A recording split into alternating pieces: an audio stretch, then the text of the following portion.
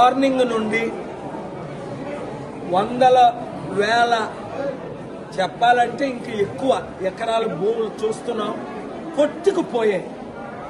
పంట ఘోరంగా నష్టం వచ్చింది. 2, రైతులు ఆత్మహత్యలు చేసుకునే పరిస్థితి. 3, ఇప్పుడు మీరు అనేక మంది యూత్ని గ్రూపులు 15 మందిని కలిశారు. వాళ్ళకి మంచినీళ్ళు ఇచ్చిన వాళ్ళు లేరు. ఇక్కడ సిఎస్ఐ బాప్టిస్ట్ చర్చ్ ఆ చంద్ర హోటల్లో సొంత డబ్బులు పెట్టుకొని ఉంటున్నారు. 4, ఇప్పుడున్న పరిస్థితులు చూస్తుంటే ఈ 2-3 రోజుల తర్వాత వచ్చే నాదుడు లేరు.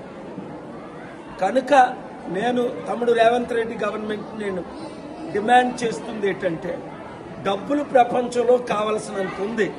మీకు డబ్బులు తేడం రాదు, నాకు డబ్బులు తేడం వచ్చు. రమ్మంటే చేయరు. అదాని అంబానీల చుట్టే మీరు తిరుగుతారు.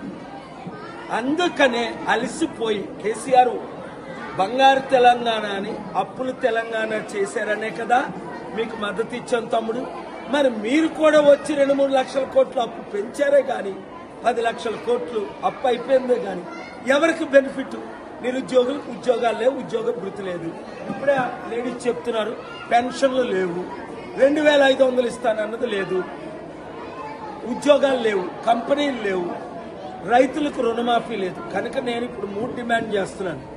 సెప్టెంబర్ 21 లోపుని మీరు నేను ఖర్చు పనిచేస్తే తెలంగాణ అభివృద్ధి, లేదా మేము జూబ్లీ హిల్స్లో ఇప్పుడున్న 3 కుటుంబ కుల అవినీతి పార్టీ బీజేపీ, కాంగ్రెస్, బీఆర్ఎస్ను చిత్తుగా ఓడించండి, మార్పు తీసుకురండి, ప్రజాశాంతి పార్టీని గెలిపించండి. అభివృద్ధి అంటేటో జూబ్లీ హిల్స్ని బెవర్లీ హిల్స్ చేసి చూపిస్తా. నమ్మిన వాళ్ళందరూ పబ్లిష్ చేయండి, వీడియో షేర్ చేయండి.